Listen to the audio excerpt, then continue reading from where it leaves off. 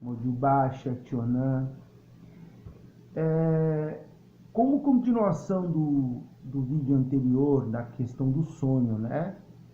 Então aqui eu já venho fazer um outro vídeo para falar sobre possessão. Seja ela de orixá ou seja ela de espíritos, entidades, tá? A possessão é quando uma energia, seja ela qualquer uma das duas, ela domina o seu ori, tá? E você fica passivo aos atos dessa força. Então, um exemplo. No lado brasileiro da religião, né? No candomblé, os iniciados, os iaôs, né? Os eleguns, que nada mais são do que médiums que têm esse caminho de possessão. Eles, se for orixá, eles recebem essa energia, por exemplo, num ritual de orô,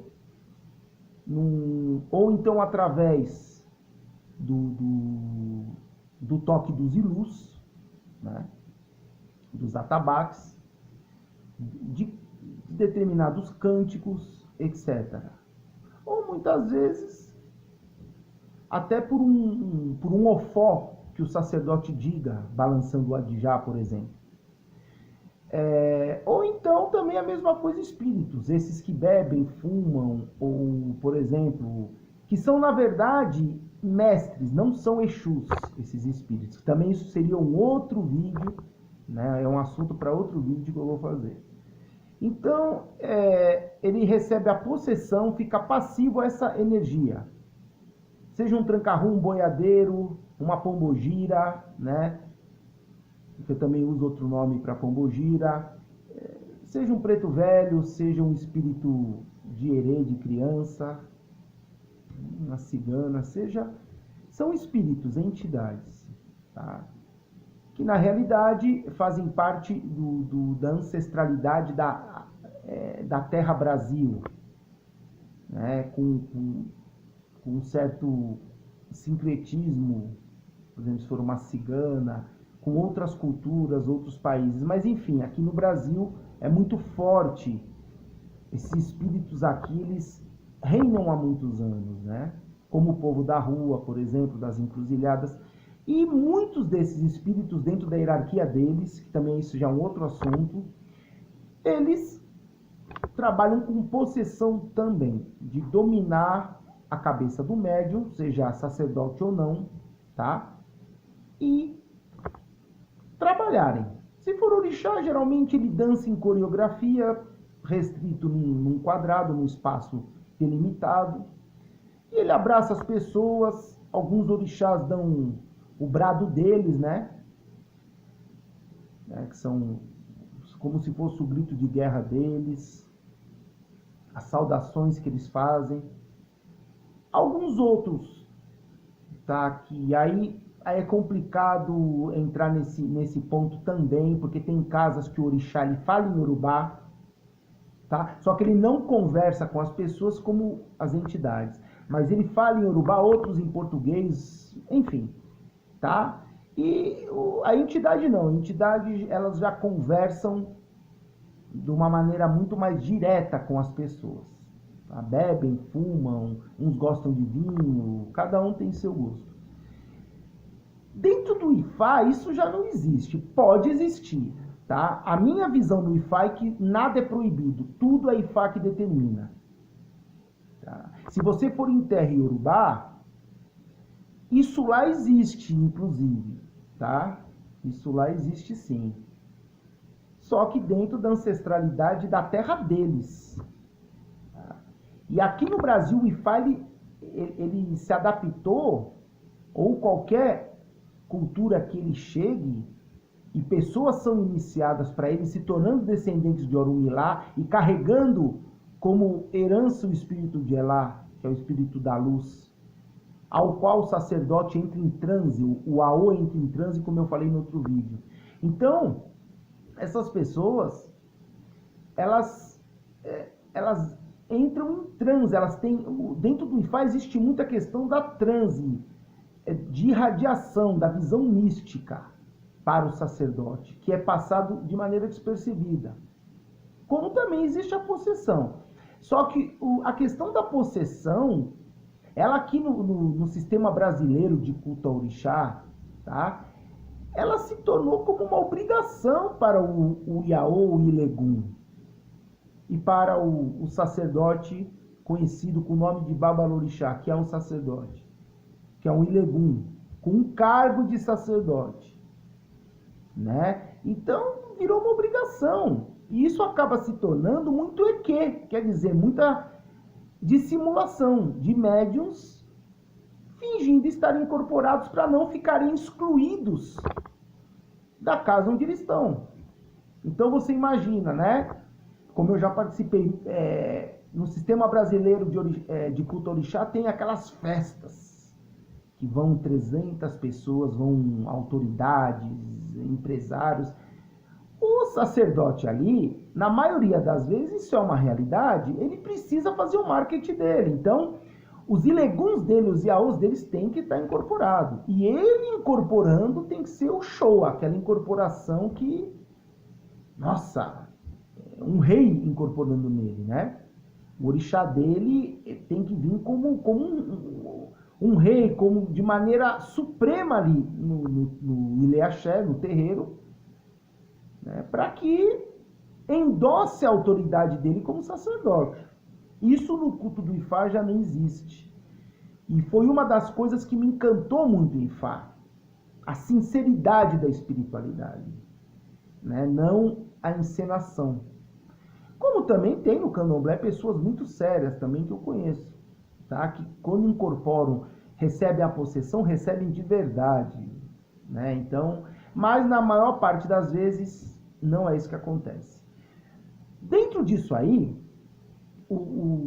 você pega por exemplo, um Ilegum do sistema brasileiro que ele passa ele entra para o caminho de Ifá, passa pelas iniciações, por exemplo, tá? Inclusive sendo elas de orixá também dentro do sistema iorubá, e principalmente se ela passar a iniciação Ifá. Essas possessões, elas começam a mudar. Vai haver uma transformação. E muitos desses ileguns passam a não ter mais as possessões que eles tinham no sistema brasileiro, né? Então muda muita coisa. E aí as pessoas podem achar que aquele ilegum não está tendo mais orixá, que é um equívoco tremendo.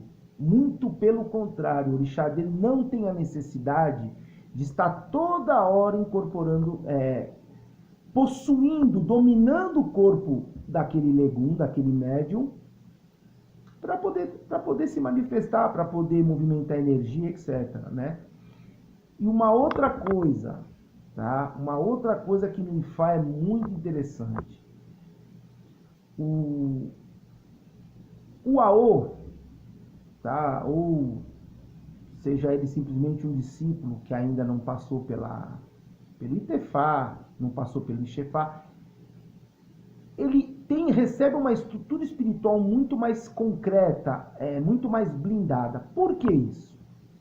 Porque, senão, tanto orixá e principalmente espíritos começam a incorporar nele através de possessão o dia todo, ficam horas, né, dominando o ori daquele ilegum. Isso desgasta muito o ilegum e muitas vezes isso não está ajudando o médium, o ilegum, em nada. O médium acaba ajudando outras pessoas, mas ele mesmo ali, muitas vezes, ele não está satisfeito com aquela vida que ele está levando. Tá? Só que isso, para os olhos da plateia, sim, essa é a palavra certa, somente em dias de festa. Aquilo é o exemplo, não é. A energia vital daquele médium está indo toda embora. Né? Ele vai dando muita consulta, muitas vezes, se for espírito da paz, se for orixá, ele abraça as pessoas, né? Ele fala brados ali de bênção e tal, mas só que isso está sugando a energia daquele médium. E aquele médium muitas vezes vai perdendo a energia vital dele, vai perdendo, e ele não consegue entender. Né? Só que isso, infelizmente, no lado brasileiro do culto, se tornou uma obrigação para o Iaô. Quando ele é iniciado, ele tem que incorporar. Né? Inclusive, só que isso contraria muito pessoas do candomblé antiga que incorporavam raramente. Só que isso ninguém fala porque não é interessante falar, né? Se falar isso, você está abrindo muito os olhos das pessoas, se você contar fatos de antigos. Isso não é interessante para o marketing, né, das grandes festas que tem nos grandes terreiros e tal. Né? Então, no Ifá, o fato de você ficar em possessão ou não indifere, não é isso que diferencia nada para você. No Ifá, o que manda são as graduações que você vai tendo.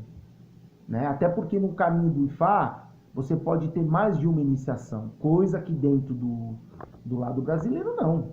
Você inicia para um orixá e aquilo. Né?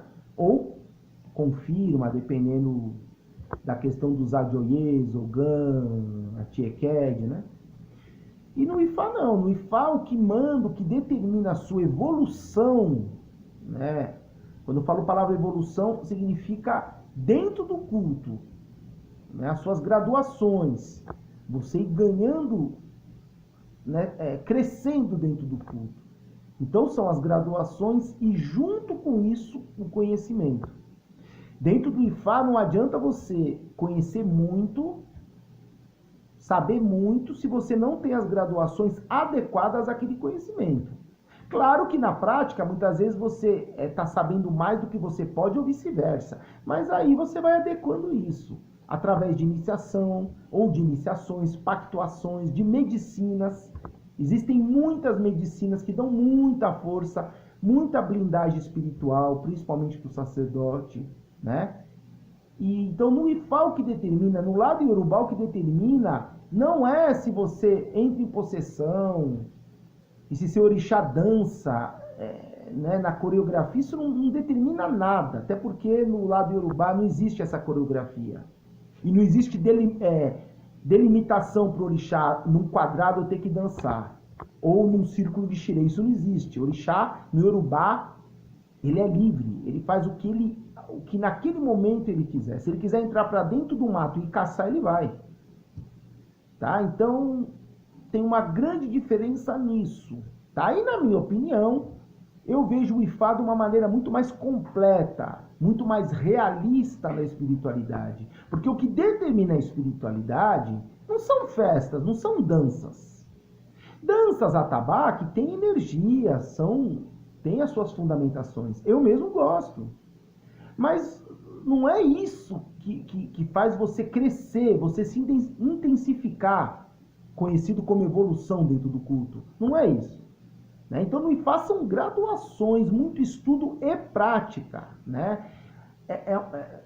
Você vai agregar vários fatores, tá? Para que você cresça. Se você for sacerdote, você tem que agregar vários fatores para que você cresça dentro do culto e tenha muita estrutura. Não é o fato de você receber uma possessão, ficar inconsciente, isso não quer dizer nada. Você pode estar sendo, inclusive, usado por aquela energia, sugado por aquela energia. Né? Então, esse é meu recado aí sobre possessão, Ireu.